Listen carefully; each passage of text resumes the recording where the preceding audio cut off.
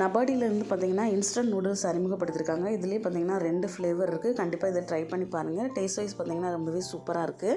நான் இதில் பார்த்தீங்கன்னா 4 பாக்கெட் நூடுல்ஸ் எடுத்திருக்கேன். இந்த நூடுல்ஸ் வச்சு கொரியன் ஸ்டைலில் நூடுல் பண்ண போகிறேன். வாங்க பார்க்கலாம். ஒரு மிக்சிங் பவுல் எடுத்துக்கலாம். அதில் பூண்டு கட் பண்ணி சேர்த்துக்கலாம். அதுக்கப்புறமா கொஞ்சமாக கொத்தமல்லி இலை, அதுக்கப்புறம் இந்த மேகி மசாலா சேர்த்துக்கலாம். டேபிள் ஸ்பூன் வெள்ளை எள்ளு, சில்லி ஃப்ளேக்ஸு, அதுக்கப்புறம் இட்டாலியன் சீசனிங் இதையும் சேர்த்துக்கலாம்.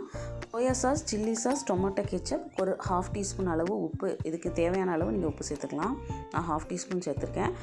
நல்லா கொதிக்க வச்ச எண்ணெய் இதோட சேர்த்து நல்லா மிக்ஸ் பண்ணி விட்டுக்கலாம். இந்த ஹீட்லேயே இது நல்லாவே வெந்துடும்.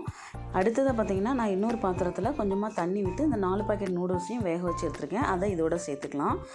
சேர்த்துட்டு இதை நல்லா மிக்ஸ் பண்ணி விட்டுக்கலாம். சூப்பரான கொரியன் ஸ்டைலில் நூடுல்ஸ் ரெடி ஆயிரும். நீங்களும் கண்டிப்பாக இதை வீட்டில் ட்ரை பண்ணி பாருங்கள்.